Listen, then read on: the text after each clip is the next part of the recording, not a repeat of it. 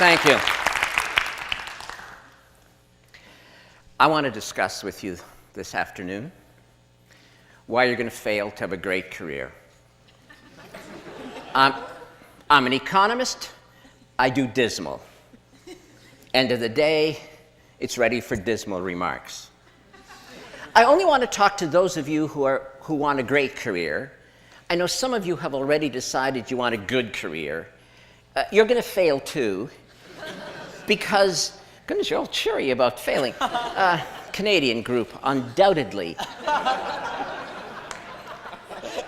Those trying to have good careers are going to fail because really good jobs are now disappearing. There are great jobs and great careers, and then there are the high workload, high stress, blood-sucking, soul-destroying kinds of jobs, and practically nothing in between. So the people looking for good jobs are going to fail. I want to talk about those looking for great jobs, great careers, and why you're going to fail. First reason is that no matter how many times people tell you, if you want a great career, you have to pursue your passion, you have to pursue your dreams, you have to pursue the greatest fascination in your life. You hear it again and again, and then you decide not to do it. It doesn't matter how many times you download Stephen Jay's Stanford commencement address, you still look at it and decide not to do it. I'm not quite sure why you decide not to do it. You're too lazy to do it, it's too hard, you're afraid if you look for your passion and don't find it, you'll feel like you're an idiot. So then you make excuses about why you're not going to look for your passion. And they are excuses, ladies and gentlemen. We're going to go through a whole long list. Your creativity and thinking of excuses not to do what you really need to do if you want to have a great career. So for example, one of your great excuses is, well, great careers are really and truly, for most people, just a matter of luck. So I'm going to stand around, I'm going to try to be lucky, and if I'm lucky, I'll have a great career. If not, I'll have a good career. But a good career is an impossibility, so that's not going to work. Then your other excuse is, yes, there are special people who pursue their passions, but they are geniuses. They are Stephen Jay. I'm not a genius. When I was 5, I thought I was a genius, but my professors have beaten that idea out of my head long since. And now I know I am completely competent. Now you see, if this was 1950, being completely competent, that would have given you a great career. But guess what? This is almost 2012, and saying to the world, I am totally, completely competent, is damning yourself with the faintest of praise. And then, of course, another excuse. Well, I would do this, but, well, after all, I'm not weird. Everybody knows that people who pursue their passions are somewhat obsessive, a little strange. Okay, you know, a fine line between madness and genius. I'm not weird. I've read Stephen Jay's biography. Oh my goodness, I'm not that person. I am nice. I am normal. I'm a nice, normal person, and nice, normal people don't have passion. But I still want a great career. I'm not prepared to pursue my passion, so I know what I'm going to do, because I have a solution, I have a strategy. It's the one Mommy and Daddy told me about. Mommy and Daddy told me that if I worked hard, I'd have a good career. So if you work hard and have a good career, if you work really, really, really hard, you'll have a great career. Doesn't that, mathematically make sense? Not. But you've managed to talk yourself into that. You know what? Here's a little secret. You want to work really, really, really hard? You know what? You'll succeed. The world will give you the opportunity to work really, really, really, really hard. But are you so sure that that's going to give you a great career when all the evidence is to the contrary? So let's deal with those of you who are trying to find your passion. You actually understand that you really had better do it. Never mind the excuses. You're trying to find your passion, and you're so happy. You found something you're interested in. I have an interest. You tell me. You say, I have an interest. I say, that's wonderful. And what are you trying to tell me? Well, I have an interest. I say, do you have a passion? I have an interest, you say. Your interest is compared to what? Well, I'm interested in this. And what about the rest of humanity's activities? I'm not interested in them. You've looked at them all, have you? No, not exactly. Passion is your greatest love. Passion is the thing that will help you create the highest expression of your talent. Passion, interest, it's not the same thing. Are you really going to go to your sweetie and say, marry me? You are interesting. Won't happen. Won't happen, and you will die alone. What you want is passion. It is beyond interest. You need 20 interests, and then one of them might grab you, one of them might engage you more than anything else, and then you may have found your greatest love in comparison to all the other things that interest you. And that's what passion is. Now, that friend proposed to his sweetie.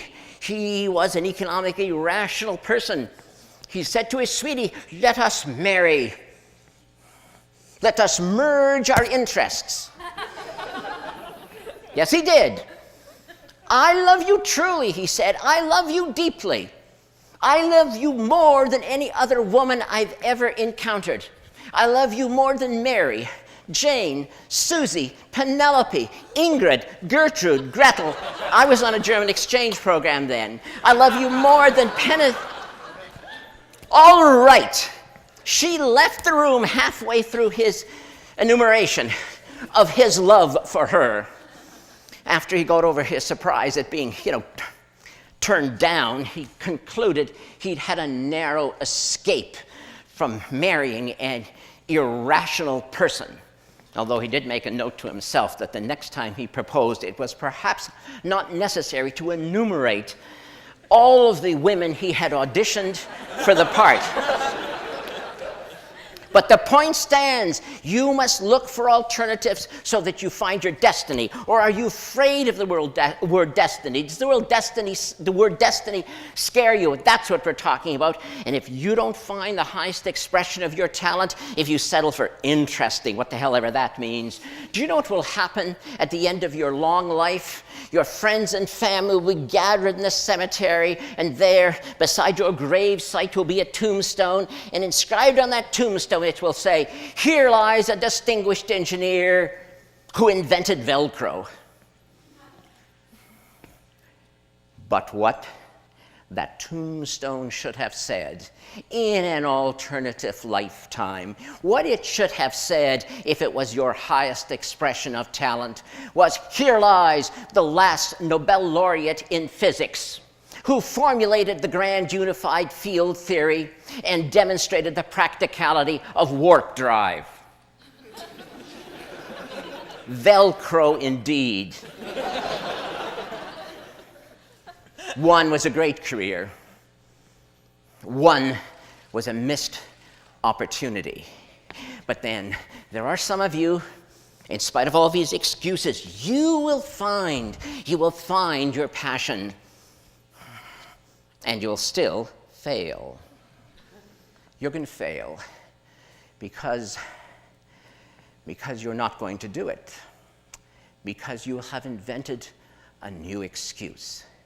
Any excuse to fail to take action. And this excuse I've heard so many times. Yes, I would pursue a great career, but a value. Human relationships, more than accomplishment. I want to be a great friend. I want to be a great spouse. I want to be a great parent, and I will not sacrifice them on the altar of great accomplishment. What do you want me to say? Now, do you really want me to say now, tell you, really, I swear I don't kick children? Look at the worldview you've given yourself. You're a hero no matter what. And I, by suggesting ever so delicately that you might want a great career, Must hate children. I don't hate children. I don't kick them. Yes, there was a little kid wandering through this building when I came here. And no, I didn't kick him. Of course, I had to tell him the building was for adults only and to get out. He mumbled something about his mother, and I told him she'd probably find him outside anyway. Last time I saw him, he was on the stairs crying. What a wimp. Well, but what do you mean? That's what you expect me to say. Do you really think it's appropriate that you should actually take children and use them as a shield? You know what will happen someday, you ideal parent, you. The kid will come to you someday and say, I know what I want to be. I know what I'm going to do with my life. You were so happy. It's the conversation a parent wants to hear because your kid's good at math and you know you're going to like what comes next. Says your kid, I have decided I want to be a magician. I want to perform magic tricks on the stage. And what do you say? You say, that's risky, kid. Might fail, kid. Don't make a lot of money at that, kid. You know, I don't know, kid. You should think about that again, kid. You're so good at math. Why don't you? And the kid interrupts you and says, but it is my dream. It is my dream to do this. And what are you going to say? You know what you're going to say? Look, kid, I had a dream once too, but. So how are you going to finish the sentence with your but? But. I had a dream too once, kid, but I was afraid to pursue it. Or are you going to tell him this? I had a dream once, kid, but then you were born.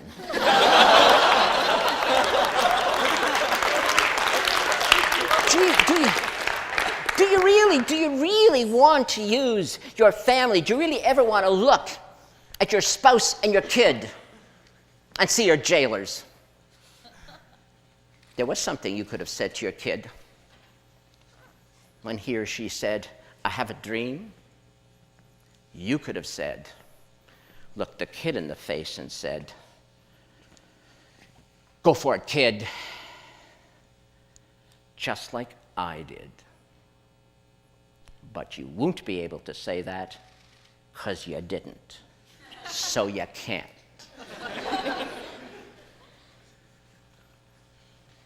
And so the sins of the parents are visited on the poor children. Why will you seek refuge in human relationships as your excuse not to find and pursue your passion? You know why. In your heart of hearts, you know why, and I'm being deadly serious. You know why you would get all warm and fuzzy and wrap yourself up in human relationships. It is because you are. You know what you are. You are afraid to pursue your passion. You're afraid to look ridiculous. You're afraid to try. You're afraid you may fail. Great friend. Great spouse, great parent, great career. Is that not a package? Is that not who you are? How can you be one without the other? But you are afraid. And that's why you are not going to have a great career. Unless that most evocative of all English words, unless. But the unless word is also attached to that other most terrifying phrase. If only I had, if only I had, if you ever have that thought ricocheting in your brain, it will hurt a lot. So those are the many reasons why you're going to fail to have a great career. Unless.